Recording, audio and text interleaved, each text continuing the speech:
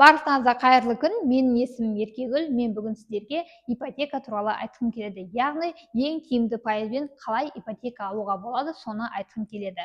Бізде білеміз, үйлер екіге бөлінеді. Бірінші нарықтағы үйлер және екінші нарықтағы үйлер. Бірінші нарықтағы үйлер тікелей құрылыс компаниясынан алатын үйлер, яғни первичка деп аталынады. Екінші нарықтағы үйлер ол кез келген екінші адамнан алынатын үйлер, яғни дайын үйлер, ремонтпен үйлер немесе басқа да кез келген танысыңыздан, туысыңыздан, көршіңізден алатын үйлер бұл вторичка үйлер болып есептелінеді. Тіпті үй жаңа болса да, оны сіз араңызда бір адам салып алған болсаңыз да, ол сізде вторичка үй болып есептелінеді. Қазір нарықта ең тиімді ипотекалардың бірі ол әрине партнерская ипотека.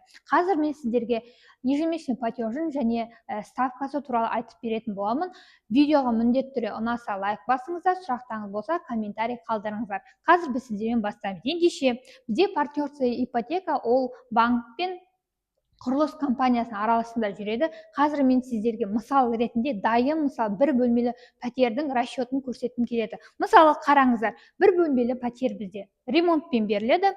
Пәтердің бағасы 21 миллион 800 мың теңге тұрады. Яғни осы 21 миллион 800 мың теңгенің 20%-ын құйып, яғни 4 миллион 300 мың теңгесін құйсаңыздар, сізге процентный ставка 18%-бен беріледі. Срок, яғни мерзімі 15 жылға беріледі. Ежемесячный платеж сізде 265 мың теңгені құрайды. Ал енді үстіне қосып төлейтін ақшасы онда 24 миллион 900 мың теңгені құрайды. Егер бұл платеж сіздерге көбірек немесе процент бізге көп екен, біз азырақ төлеуіміз келеді десеңіздер, онда сізде первоначальный взностың сомасын көбейтесіздер. Яғни 30% төлесеңіздер, яғни 6 миллион 700 мың теңге төлесеңіздер, процентный ставка 17% құрайды.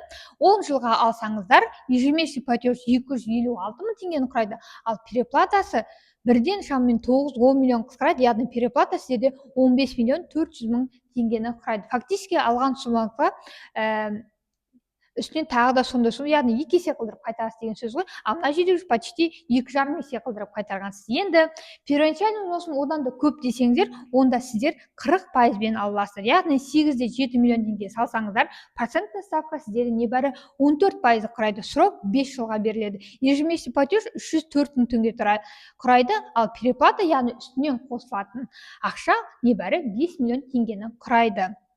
Енді сіздер одан да первоначальный взнос көп құйғым келеді десеңіздер, яғни 50%-ын жартысын құям десеңіздер, онда 10 миллион 900 мың теңгені құясыздар.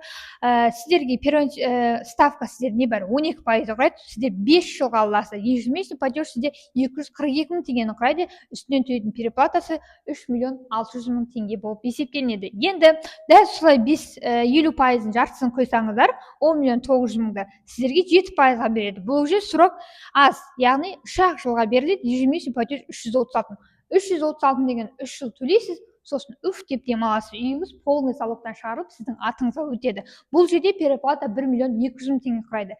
Енді бұдан да көп салғым келіп, бұдан да аз төлеуім келеді переплата десеңіздер, онда первоначальный взнос 60%-ын құясыздар, яғни 13 миллионда құясыздар.